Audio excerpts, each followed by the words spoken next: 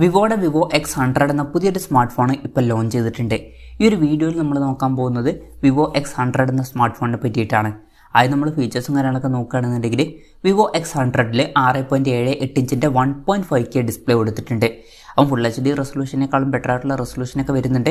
AMOLED display ആണ് ഇതിൽ ഉപയോഗിച്ചിരിക്കുന്നത്. LTPO എന്നുള്ള ഫീച്ചറും ഇതിൽ വരുന്നുണ്ട്. അതായത് റിഫ്രഷ് റേറ്റ് 1 ഹെർട്സിൻ്റെയും 120 ഹെർട്സിൻ്റെയും ഇടയിലായിട്ട് അഡ്ജസ്റ്റ് ചെയ്യാൻ കഴിയുന്നതായിരിക്കും. മാക്സിമം 120 ഹെർട്സിൻ്റെ റിഫ്രഷ് റേറ്റ് ആണ് ഇതിൽ സപ്പോർട്ട് ചെയ്യുന്നത്. പിന്നെ കർവ്ഡ് ആയിട്ടുള്ള ഡിസ്പ്ലേയും കാര്യങ്ങളൊക്കെ ഇതിൽ കൊടുത്തിട്ടുണ്ട്. പഞ്ചോൾ ഡിസൈൻ ആണ് വരുന്നത്. പഞ്ചോൾ വരുന്നത് ടോപ്പ് സെൻറ്റർ ഭാഗത്തായിട്ടാണ്. ഈ ഒരു ഫോണിൽ 10 ബിറ്റ് ഡിസ്പ്ലേക്കാണ് കൊടുത്തിരിക്കുന്നത്. ഈ ഒരു ഫോണിൻ്റെ പീക്ക് ബ്രൈറ്റ്നസ് വരുന്നത് 3000 നിറ്റ്സ് ആണ്. അപ്പം വളരെ കൂടിയൊരു പീക്ക് ബ്രൈറ്റ്നസ്സും കാര്യങ്ങളൊക്കെ ഇതിൽ വരുന്നുണ്ട്. 2160 ഹെർട്സിൻ്റെ PWM ഡിമ്മിങ് എന്നുള്ള ഫീച്ചറും ഇതിൽ കൊടുത്തിട്ടുണ്ട്. അപ്പോൾ ഡിസ്പ്ലേ ഫീച്ചേഴ്സ് മൊത്തത്തിൽ നോക്കുകയാണെന്നുണ്ടെങ്കിൽ അത്യാവശ്യം നല്ല ഡിസ്പ്ലേ ഫീച്ചേഴ്സും കാര്യങ്ങളൊക്കെ ഈ ഫോണിൽ വരുന്നുണ്ട് എന്ന് പറയാവുന്നതാണ്. In display finger print sensor ഈ ഫോണിൽ വരുന്നുണ്ട്. IP68 റേറ്റിംഗ് സപ്പോർട്ട് ചെയ്യുന്നുണ്ട്. അപ്പം ഈ ഫോൺ വാട്ടർ റെസിസ്റ്റൻറ്റും അതുപോലെ തന്നെ ടെസ്റ്റ് റെസിസ്റ്റൻറ്റുമാണ്. പ്രോസസ്സറിൻ്റെ കാര്യം പറയുകയാണെന്നുണ്ടെങ്കിൽ mediatek dimensity 9300 എന്ന പ്രോസസ്സർ ഈ ഫോണിൽ കൊടുത്തിട്ടുണ്ട്. ഇത് mediatekൻ്റെ ഏറ്റവും ലേറ്റസ്റ്റ് ആയിട്ട് അനൗൺസ് ചെയ്തിട്ടുള്ള ഫ്ലാഗ്ഷിപ്പ് പ്രോസസ്സറാണ്. ബെസ്റ്റ് ആയിട്ടുള്ള ഫ്ലാഗ്ഷിപ്പ് ലെവലിൽ വരുന്ന പെർഫോമൻസും കാര്യങ്ങളൊക്കെ ഈ ഫോണിൽ ലഭിക്കേണ്ടതാണ്. 5G സപ്പോർട്ടും കാര്യങ്ങളൊക്കെ ഈ ഫോണിൽ വരുന്നുണ്ട്. ഫോണിൻ്റെ ബേസ് വേരിയൻറ്റിൽ 12 GB റാമും 256 GB ഇൻ്റർണലാണ് വരുന്നത്. 16 GB റാമും 256 GB ഇൻ്റർണലുമായിട്ട് വരുന്ന വെർഷനും 16 GB റാമും 512 GB ഇൻ്റർണലുമായിട്ട് വരുന്ന വെർഷനും അതുപോലെ തന്നെ 16 GB റാമും 1 TB ഇൻ്റർണലുമായിട്ട് വരുന്ന വെർഷനും വരുന്നുണ്ട്. LPDDR5Tയുടെ റാമാണ് ഇതിൽ ഉപയോഗിച്ചിരിക്കുന്നത്. ഇത് ഏറ്റവും ലേറ്റസ്റ്റ് ആയിട്ടുള്ള റാം ടൈപ്പാണ്. അത് തന്നെ ഈ ഫോണിൽ വരുന്നുണ്ട്. UFS 4.0 സ്റ്റോറേജ് ടൈപ്പും ഇതിൽ കൊടുത്തിട്ടുണ്ട്. NFC എന്നുള്ള ഫീച്ചർ സപ്പോർട്ട് ചെയ്യുന്നുണ്ട്. സ്റ്റീരിയോ സ്പീക്കേഴ്സും കാര്യങ്ങളൊക്കെ വരുന്നുണ്ട്. പിന്നെ Android 14 ബേസ് ആയിട്ടുള്ള സോഫ്റ്റ്വെയർ ആണ് ഈ ഫോണിൽ വരുന്നത്. ക്യാമറയുടെ കാര്യം പറയുകയാണെന്നുണ്ടെങ്കിൽ ഫോണിൻ്റെ പിന്നിൽ ട്രിപ്പിൾ ക്യാമറ സെറ്റപ്പ് കൊടുത്തിട്ടുണ്ട്. 50 മെഗാ പിക്സലിൻ്റെ f1.57 വരുന്ന മെയിൻ ക്യാമറ സെൻസറാണ് ഈ ഫോണിൽ വരുന്നത്. ഇത് സോണി IMX 920യുടെ സെൻസറാണ്. ഇതിൽ OS ഫീച്ചർ സപ്പോർട്ട് ചെയ്യുന്നുണ്ട്. പിന്നെ 50 മെഗാ പിക്സലിലെ അൾട്രാ വൈഡ് ആംഗിൾ ലെൻസും ഈ ഫോണിൽ കൊടുത്തിട്ടുണ്ട്. മൂന്നാമത് 64 മെഗാ പിക്സൽ ഒരു ടെലിഫോട്ടോ ലെൻസും വരുന്നുണ്ട്. ഇതിൽ 3x ഒപ്റ്റിക്കൽ സൂം ഒക്കെ സപ്പോർട്ട് ചെയ്യുന്നുണ്ട്.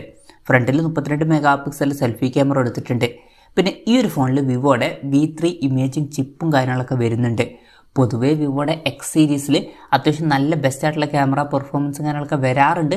അതുപോലെ തന്നെ ഈ ഒരു ഫോണിൽ നല്ലൊരു ഓൺ പേപ്പർ ക്യാമറ സ്പെസിഫിക്കേഷനും വരുന്നുണ്ട്. അപ്പം ഈ ഒരു ഫോണിൽ അത്യാവശ്യം നല്ല മികച്ചൊരു ക്യാമറ പെർഫോമൻസും കാര്യങ്ങളൊക്കെ ലഭിക്കാൻ ചാൻസ് ഉണ്ട്. ബാറ്ററിയുടെ കാര്യം പറയുകയാണെന്നുണ്ടെങ്കിൽ 5000 mAh ബാറ്ററി കൊടുത്തിട്ടുണ്ട്. 120 വാട്ടിൻ്റെ ഫാസ്റ്റ് ചാർജ് സപ്പോർട്ട് ചെയ്യുന്നുണ്ട്. Type-C ചാർജിംഗ് പോർട്ടും ഇതിൽ കൊടുത്തിട്ടുണ്ട്. വയർലെസ് ചാർജിങ് സപ്പോർട്ട് ചെയ്യുന്നില്ല. പ്രോ വെർഷനിൽ വയർലെസ് ചാർജിംഗ് എന്നുള്ള ഫീച്ചർ സപ്പോർട്ട് ചെയ്യുന്നുണ്ട്. എന്നാലും നല്ലൊരു ബാറ്ററി സെറ്റപ്പ് ഒക്കെ തന്നെയാണ് ഇതിൽ വരുന്നത്. ഇതൊക്കെയാണ് ഫീച്ചേഴ്സിനെ പറ്റി പറയാനുള്ള കാര്യങ്ങൾ. പിന്നെ ഈ ഒരു സ്മാർട്ട് ഫോൺ ഇപ്പം ഇന്ത്യൻ മാർക്കറ്റിൽ ലോഞ്ച് ചെയ്തിട്ടില്ല.